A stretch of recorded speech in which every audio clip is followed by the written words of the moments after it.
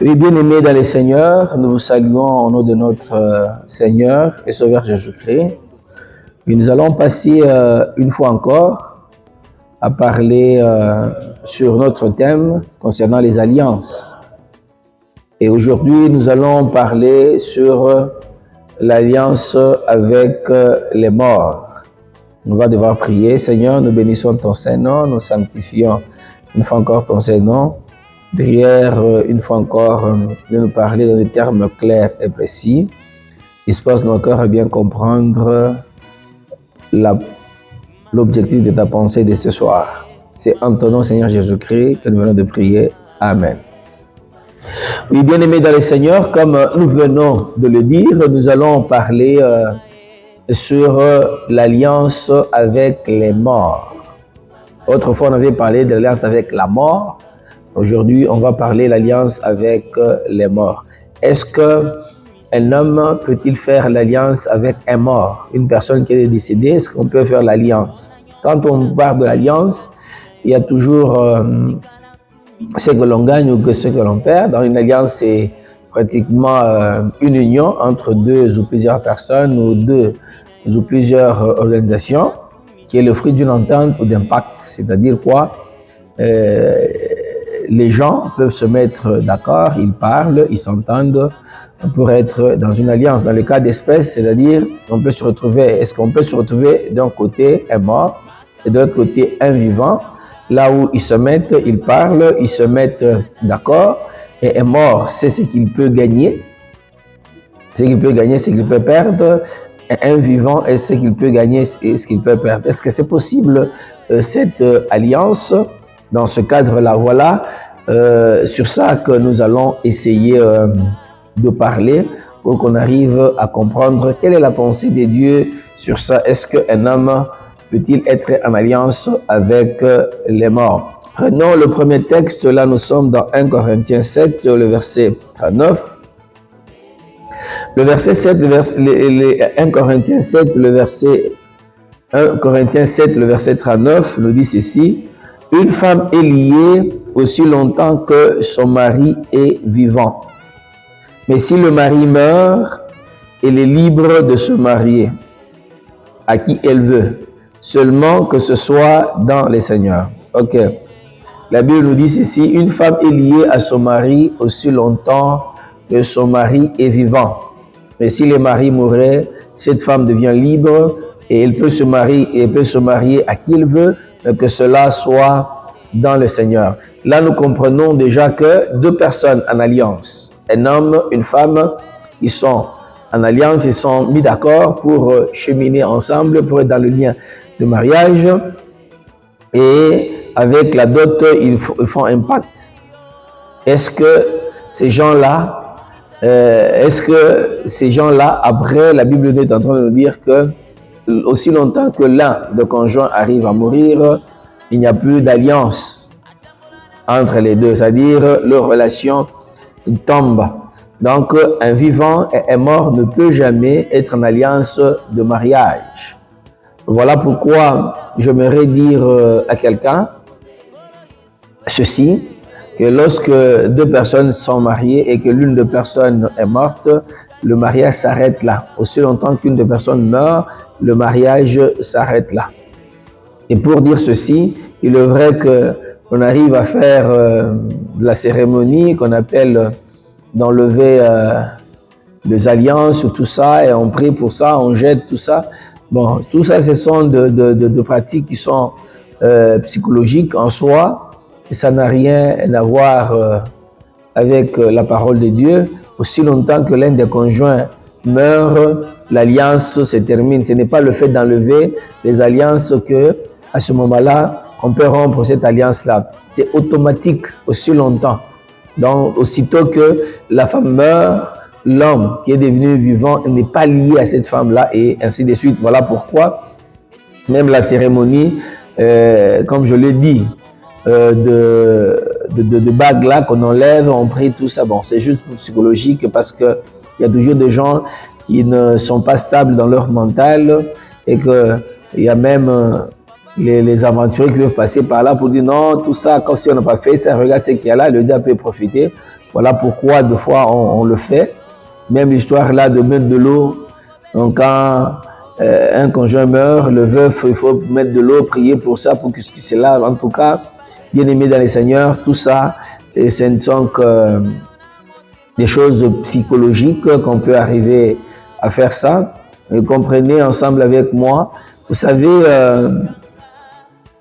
lorsque les gens sont mariés, par exemple le blanc, on n'a jamais entendu des choses comme chez nous ici en Afrique. Oh non, le vivant qui est resté est possédé par le fantôme, si on peut le dire, le fantôme de l'homme ou de la femme. Tout ça, non, il faut arranger tous ces rites-là. Vous voyez que chez les blancs, ils ne le font pas, mais vous voyez que après la mort, la personne qui est restée est libre de contracter un mariage, n'importe quelle relation, il peut le faire. Et là, on ne parle pas d'un fantôme qui va maintenant aller habiter dans le corps de l'autre, tout ça, ainsi de suite. Vous voyez, tout ça, si nous voulons comprendre chez nous ici, c'est un problème de sacerdoce.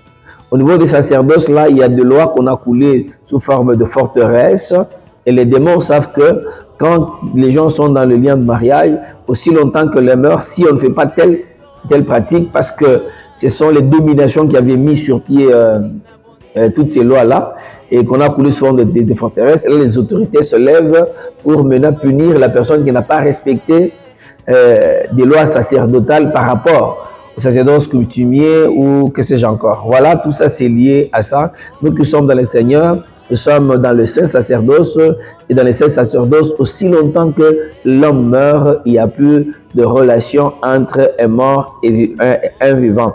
Là, nous comprenons que c'est pratiquement impossible qu'un mort et un vivant puissent être dans l'alliance, parce que aussi longtemps qu'ils étaient en alliance, mais la mort est en train de les séparer.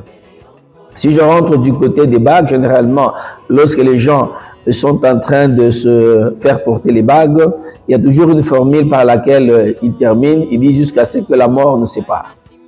Mais si ces gens-là, en se faisant porter de bagues, avaient dit jusqu'à ce que la mort nous sépare et qu'il y a la mort, mais comme pourquoi on doit faire encore une autre cérémonie d'enlever des bagues, tout ça, bon, ce sont des choses, comme je l'ai dit, de manière psychologique, que ces choses-là arrivent à être faites.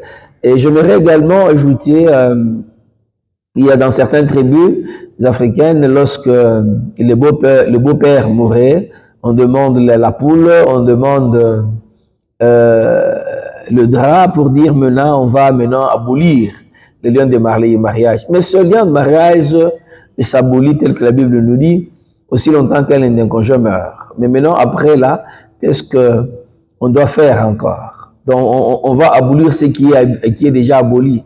Et les mots qu'on utilise souvent, c'est tuer. Est-ce qu'on va tuer encore ce qui est déjà mort? Voilà un peu ce que nous devons comprendre, que ce sont vraiment des choses qui ne valent pas la peine. Il y a d'autres qui disent que non, la poule là, on va vous la préparer, c'est juste non.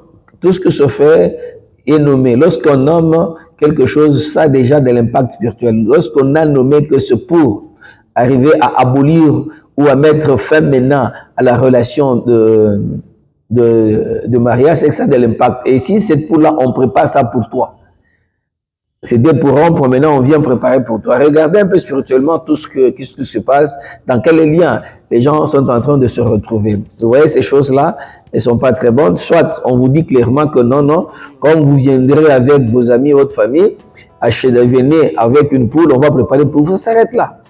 Et là, la personne comprend que la poule que j'achète, c'est pour qu'on nous la prépare.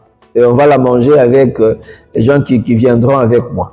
Et dans le cas d'espèce ici, on dit que non, c'est pour mettre fin à votre relation avec votre beau-père qui est déjà décédé, au moment où c'est la mort qui est en train de mettre fin à cela, et on prépare ça, on vous donne ça. Donc, vous comprenez que spirituellement, ce n'est pas vraiment une très bonne chose. On peut se retrouver dans des liens inutiles et sans valeur.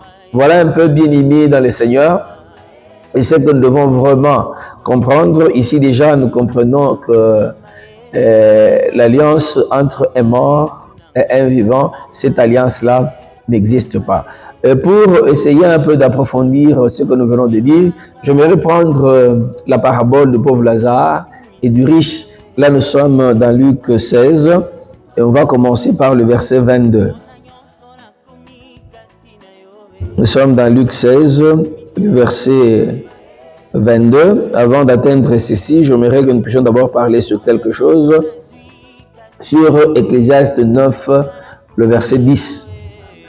Que nous dit la Bible, Ecclésiaste 9, le verset 10, la Bible dit ceci: tout ce que ta main trouve à faire avec ta force, fais-le. Car il n'y a ni œuvre, ni pensée, ni science, ni sagesse dans les séjours de mort où tu vas. Il dit, ici, l'Ecclésiaste est en train de nous donner un très bon conseil, que tout ce qu'on trouve à faire, on doit le faire avec force. C'est-à-dire, pendant qu'on est vivant, tout ce qu'on veut faire, on doit le faire avec force, on le fait bien. Parce que après ça, il n'y a ni œuvre qu'on doit faire. Il n'y a pas de choses qu'on fera lorsqu'on sera déjà mort. Il n'y a pas de choses qu'on fera. Il n'y a pas de pensée. Il n'y a pas de connaissance. Il n'y a même pas de sagesse. Voilà pourquoi Dieu dira à Ézéchias, il lui dit ceci, Ézéchias devait mettre de l'ordre dans sa famille parce qu'il devait mourir. Voilà, si vous avez à mettre de l'ordre dans la famille, il faut le faire pendant que vous êtes vivant. Ce n'est pas après votre mort que vous viendrez pour mettre de l'ordre dans votre ménage, dans votre famille, dans votre foyer. S'il faut travailler durement afin de laisser un héritage à votre progéniture, c'est le moment qu'il faut travailler. De le faire bien, travailler durement pour leur laisser l'héritage. Ce n'est pas quand vous serez mort, là vous devenez plus puissant et je ne sais pas par quel moyen que vous allez leur donner. S'il y a des connaissances, on parle de la science, s'il y a une connaissance que vous devez donner à vos enfants, il y a une sagesse que vous êtes appelés à communiquer à vos enfants, il faut le faire pendant qu'on est encore vivant. Parce que la connaissance que vous avez dans les affaires, dans tout ce que vous êtes en train de faire, dans les entreprises que vous avez, cette connaissance que vous avez, c'est pendant que vous êtes vivant que vous devez initier vos enfants. Mais lorsque vous mourrez, ce n'est pas là-bas, il n'y aura pas de science. Vous n'aurez pas les gens de leur côté, la science ou la sagesse. Donc, ce qu'on est appelé à faire, on doit le faire pendant qu'on est vivant, parce que lorsqu'on est déjà mort, ça sera impossible de leur communiquer quelque chose. Maintenant, attaquons maintenant Luc 16, 22 à 31. Que nous dit la Bible dans Luc 16, de 22 à 31? Le pauvre mourut, il fut porté par les anges dans le sein d'Abraham. Les riches mourut aussi, il fut enseveli. Dans le séjour de mort, il leva les yeux, et tandis qu'il était en proie au tourment, il vit de loin Abraham et Lazare dans son sein. Il s'écria: Père Abraham, aie pitié de moi, et envoie Lazare pour qu'il trempe le bout de son doigt dans l'eau et me rafraîchisse la langue, car je souffre cruellement dans cette flamme. Abraham répondit: Mon enfant, souviens-toi que tu as reçu tes biens pendant ta vie, et que Lazare a eu les maux pendant la sienne. Maintenant, il est ici consolé, et toi tu souffres. D'ailleurs, il y a entre nous et vous un grand abîme, afin que ceux qui voudraient passer d'ici vers vous, ou de là vers nous, ne puissent le faire.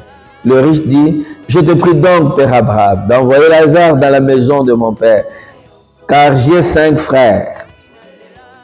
C'est pour qu'il leur atteste ces choses, afin qu'ils ne viennent pas aussi dans ces lieux de tourment. Abraham répondit: Ils ont Moïse et les prophètes, et qu'ils les écoutent.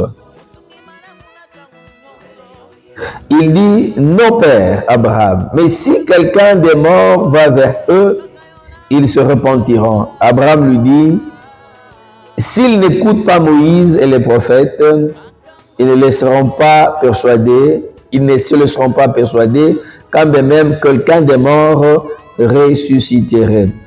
Nous disons Amen à la lecture de la parole de Dieu. Ici, nous voyons dans cette parabole, on nous présente 2 personnes, un pauvre et un riche, et tout ce que nous devons aussi comprendre dans une parabole de la Bible, il faut plus comprendre quelle est la pensée que Dieu veut dégager. Et ici, nous voyons d'abord qu'il y a 2 personnes, il y a un pauvre, il y a un riche.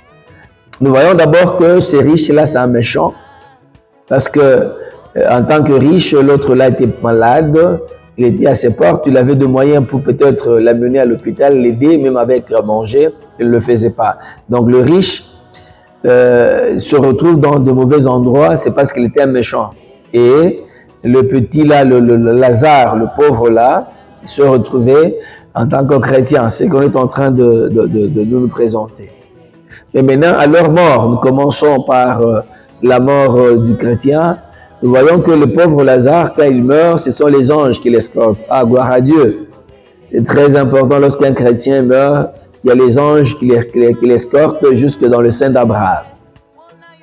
Mais le sein d'Abraham, c'est ce qu'on appelle paradis. Vous allez comprendre que dans l'ancienne alliance, on ne parle que de séjournement ou du sein d'Abraham, mais quand nous retrouvons dans la Nouvelle Alliance, on parle du paradis. Vous allez comprendre ensemble avec moi que Jésus, pendant qu'il était à la croix, il avait dit à ce brigand qui avait cru en lui qu'aujourd'hui tu seras avec moi dans le paradis. Donc aussitôt, il était mort, il était escorté par les anges jusqu'au paradis. Mais nous voyons maintenant l'autre là, on ne dit pas qu'il a été escorté, il est parti directement dans les lieux de tourment. Dans d'autres versions, on parle de l'enfer.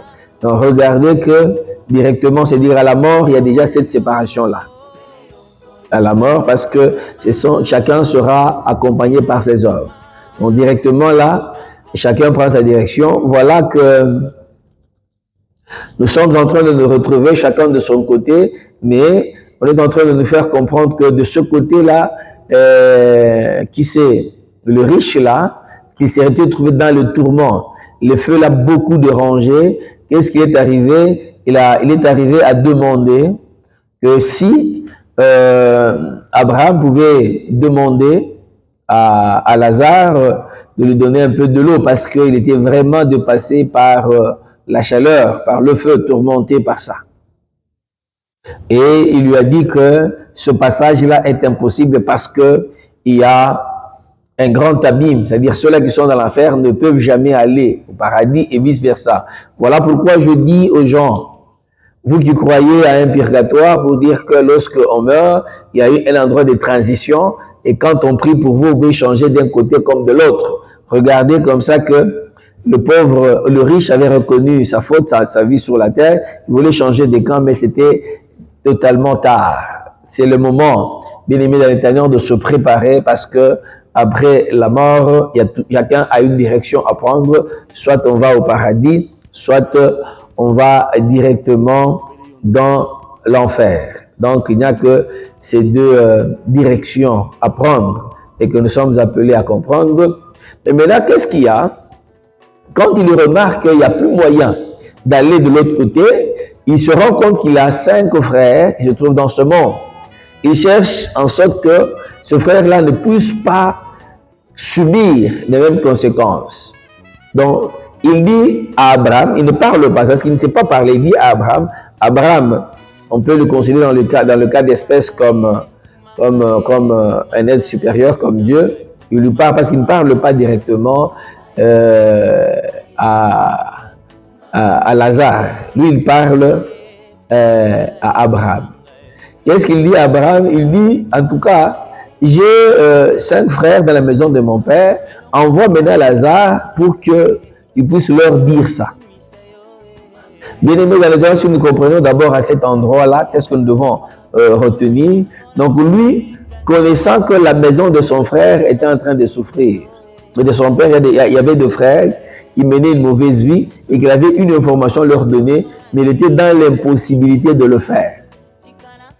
Comme il se trouve dans l'impossibilité de le faire, il pensait que Lazare, lui comme il est du bon côté, il peut faire ce travail-là. Voilà pourquoi, bien aimé dans l'Éternel, comprenez très bien que les morts ne peuvent jamais vous communiquer quelque chose. Ils ne peuvent jamais. C'est-à-dire, quand vous voyez quelque part, soit ce sont quelqu'un qui est déjà décédé, vous êtes en train de voir son visage, vous rêvez, soit quelque part, ce sont des démons qui ont pris son visage, soit c'est juste une alerte que Dieu est en train de vous alerter sur l'esprit de mort.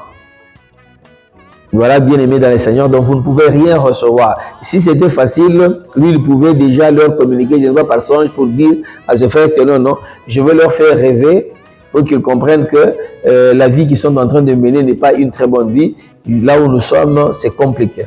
Et de l'autre côté, on a dit que même Lazare, c'était difficile qu'il puisse faire ce mouvement-là, parce que Abraham a dit ceci, ils ont à Moïse, ils ont aussi les prophètes pour dire ils ont la parole de Dieu, ils doivent suivre la parole de Dieu qui est là. Il dit non, non, si quelqu'un de mort, vous pouvez aller vers eux, ils vont comprendre. C'est ainsi qu'il lui a dit non, non, même si quelqu'un de mort ressuscité, si eux n'arrivent pas à comprendre ou à suivre, à accepter, à croire dans la parole de Dieu, ça sera difficile. Comprenez bien dans cette histoire-là, c'est-à-dire qu'il y a quelqu'un qui est ressuscité, c'est-à-dire quelqu'un qui est ressuscité de mort, il peut maintenant parler.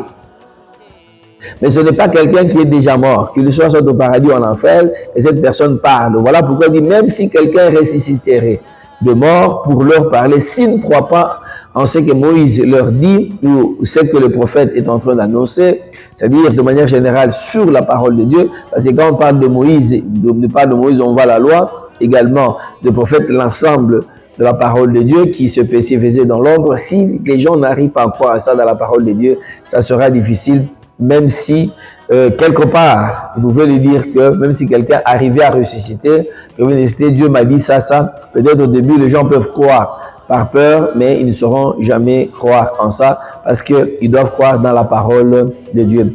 Bien-aimés dans le Seigneur, vous comprenez très bien qu'il n'y a pas de relation entre un mort et un vivant. Et s'il n'y a pas de relation entre un mort et un vivant, comment est-ce que le mort peut-il être en alliance avec les morts? Voilà pourquoi cette théorie-là ou cette doctrine qui amène aux gens à croire en une certaine relation ou une certaine alliance avec des morts nous amène dans deux théories, dans deux doctrines. La première doctrine, c'est celle qu'on appelle ancestrolâtrie. Ancestrolâtrie, c'est-à-dire les gens qui font un culte des ancêtres, c'est-à-dire ceux-là qui sont déjà décédés, ils ont des rites, ils ont des cultes, ils ont des sacrifices qui sont en train de leur offrir, et également ils cherchent à arriver à la divination, c'est-à-dire à gagner à chercher en sorte que les morts puissent leur parler de quelque chose ou de prédire l'avenir. Bien aimé, dans cette histoire de l'ancestrolâtrie, Dieu est contre ça, ça n'existe pas. Il n'y a que des démons qui font leur travail là, qui donnent l'impression que les morts parlent en soi, ils ne parlent pas. C'est comme nous avons dit, c'est comme on avait dit par rapport à Ève qui parlait avec le serpent, mais ce n'est pas Dieu ne parle pas avec le serpent, il parlait avec l'esprit qui était dans le serpent. Il parlait avec Satan. C'est ce qui s'est fait. Et généralement, on peut se retrouver quelque part. On dit que l'arbre a parlé, sa statuette a parlé. Ce sont les esprits qui sont là. C'est-à-dire, ce sont les esprits, sont des démons avec lesquels quelqu'un peut communiquer, pensant que quelque part, il a essayé de parler avec les morts. Et maintenant, comme ces démons-là, ils sont là, ils peuvent fouiller quelque chose, ils peuvent fouiller dans le passé de quelqu'un, les démons peuvent aller chercher des informations. Voilà pourquoi quelqu'un qui peut être dans l'ancestralité, il est en train d'évoquer les morts, les ancêtres, il leur fait un sacrifice, tout ça. Ces gens-là peuvent lui parler de quelque chose qui passait, vécu de manière précise, parce que ce sont les démons qui peuvent aller fouiller des choses. Mais ils ont la difficulté d'entrer dans le secret de Dieu et de prédire avec précision l'avenir. Voilà pourquoi quelqu'un peut aller dans le passé, il dépend de certaines choses se basant sur l'ancestrolâtrie et après là, il cherche à vous parler de l'avenir, mais généralement ce sont des faussetés. Voilà pourquoi, bien aimés dans le Seigneur, nous devons vraiment comprendre que lorsqu'on cherche à faire ces choses-là, de l'alliance avec les morts, ça mène à l'ancestrolâtrie qu'on a vécu beaucoup plus en Afrique. Les Africains pensent qu'ils sont protégés par leurs ancêtres qui sont décédés. Voilà pourquoi il y a des cérémonies, il y a des rites, il y a des sacrifices. On égorge des poules, on égorge de moutons, tout ceci. On fait toutes ces cérémonies, on danse, on fait toutes ces choses-là. Et on pense que on est dans le bon. Non, Dieu est contre ça. Dieu est contre l'ancestrolâtrie. Amen. Et à côté de ça, de l'ancestrolâtrie, nous entrons dans la deuxième dimension. Toujours dans cette histoire-là, on est en train d'arriver au point de ce que on est en train d'appeler. On entre dans la deuxième dimension, en dehors de l'ancestrolâtrie, on entre dans la nécromancie. Amen. Quand on parle de nécro, nous pensons déjà qu'il y a la mort. Et la nécromancie, c'est lorsque les gens cherchent à avoir la divination de la part de mort. Parce que l'ancestrologie, c'est pratiquement dans la famille, mais la nécromancie, c'est de manière générale. C'est-à-dire les gens qui vont vers les morts et cherchent à avoir de révélations. Ils vont avoir des divinations. Amen. Ils cherchent que les morts arrivent à leur parler et Dieu est contre cette pratique-là. Les morts ne peuvent rien parler. Nous avons le Saint-Esprit qui est à mesure de nous parler. Dieu a prévu que nous ayons le Saint-Esprit. C'est le Saint-Esprit qui nous guide, c'est le Saint-Esprit qui nous parle, c'est le Saint-Esprit qui nous oriente, c'est le Saint-Esprit qui nous conseille et c'est le Saint-Esprit qui nous console. On n'a pas besoin de toutes ces choses, soit on arrive à l'ancestrologie ou à la nécromancie. Voilà pourquoi même actuellement, il y a des gens qui se font passer pour des serviteurs de Dieu qui ont plus dans la nécromancie. Beaucoup de révélations qu'ils cherchent, ils vont le chercher dans des cimetières. Vous avez vu ensemble avec moi, on avait suivi une image d'un pasteur qu'on avait trouvé nuitamment dans un cimetière. C'est-à-dire, il entre là-bas, on est en train de jouer avec son esprit, on pense que les morts peuvent lui apporter quelque chose. Donc, c'est juste une manière de jouer avec la psychologie des gens. Dit que tu peux parler, partir dans les cimetières pour que les morts là puissent vous parler. Non, les morts ne parlent pas. Mais ce qui est intéressant, ou ce que nous devons comprendre, ce sont les démons, les anges déchus qui sont là, qui peuvent travailler, mais donnant l'impression que ce sont les morts qui parlent. Pour confirmer cela, nous prenons Ésaïe 8, le verset 19. Ésaïe 8, le verset 19, la Bible nous dit ceci. Si l'on vous dit consultez ceux qui évoquent les morts et ceux qui prédisent l'avenir, qui poussent des sifflements et des soupirs, répondez, un peuple ne consultera-t-il pas son Dieu? Amen. On dit, si l'on vous dit, consultez ceux qui évoquent les morts. Voilà, avec la nécromancie, on est en train de pousser les gens à consulter ceux qui évoquent les morts. Ou on peut dire autrement, si l'on vous dit de consulter les nécromanciens et ceux qui prédisent l'avenir, ou les gens qui sont en train de pousser les sifflements des soupirs, répondez ce qu'un homme ne peut pas consulter l'Éternel. Mon frère, ma soeur, tu as un problème, entre en prière, le Saint-Esprit est là, parle. Dieu te parle. Le Saint-Esprit pour te parler. Dieu a doté aussi des gens de la grâce prophétique, de don de prophétie, et ces gens-là peuvent te parler. Tu n'as pas besoin d'aller consulter les gens qui évoquent les morts. Tu n'es pas obligé d'aller consulter les nécromanciens. Ceux-là qui sont morts sont déjà morts. On ne peut pas être en alliance avec eux. Ils ne peuvent jamais vous aider. Ils ne peuvent pas faire quelque chose. Sinon, Dieu pouvait laisser Ézéchias mourir et que Ézéchias, en mourant, il pouvait toujours prendre soin de sa famille. Mais Dieu lui a dit, Ézéchias, mets de l'ordre dans ta famille, arrange toutes choses, parce que si tu mourrais et que tu laissais des désordres, ça sera compliqué, tu seras en retard pour arranger ce qu'il faut arranger. Et pour terminer, la punition que Dieu réserve à quiconque pratique la nécromancie, ou bien qui est dans l'ancestrologie, que nous dit la Bible. Nous sommes dans Lévitique 20, le verset 6. Si quelqu'un s'adresse aux morts et aux esprits pour se prostituer après eux, je tournerai ma face contre cet homme et je le retrancherai du milieu de son peuple.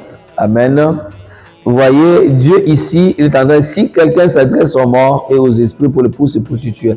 La prostitution, pour Dieu, dans le cas d'espèce, c'est-à-dire quelqu'un, il commence à les servir parce que nous sommes en mariage avec Dieu. Et notre mariage avec Dieu, c'est que nous sommes appelés à servir Dieu. Nous sommes appelés à être soumis à lui. Et lorsque nous allons maintenant servir notre Dieu, nous allons maintenant faire un culte aux morts, là c'est une prostitution.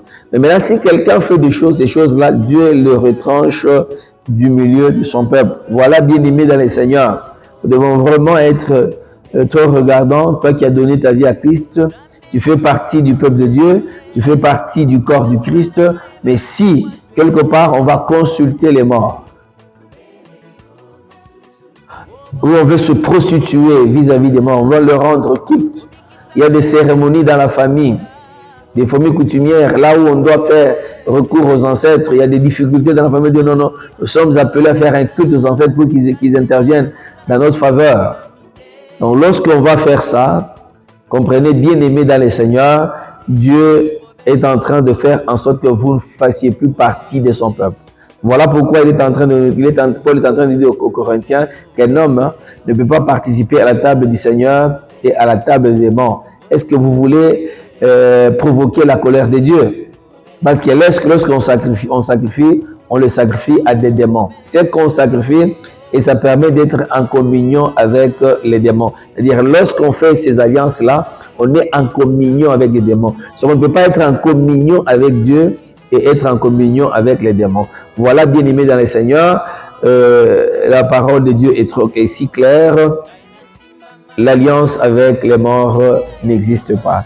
Bien aimé dans le Seigneur, si vous avez vraiment aimé ceci, votre manière de dire également Amen, c'est peut-être appuyer également là où c'est écrit j'aime, et aussi là où c'est écrit abonné. Si vous n'êtes pas jamais abonné, appuyez là-bas. Parce que si ça écrit, ça montre abonné chez vous, là c'est que vous n'êtes pas encore abonné ici. Il y a encore beaucoup de choses que nous allons parler concernant la parole de Dieu, beaucoup de grandes révélations. Mais si vous vous abonnez, aussitôt que nous publions, vous aurez ça directement. On va vous signaler que le docteur Baudouin a publié quelque chose. Bien-aimés dans les Seigneurs, nous sommes en train de vous bénir de votre disponibilité. Et nous saluons également le frère Junior Kassatou qui est en train de nous réaliser.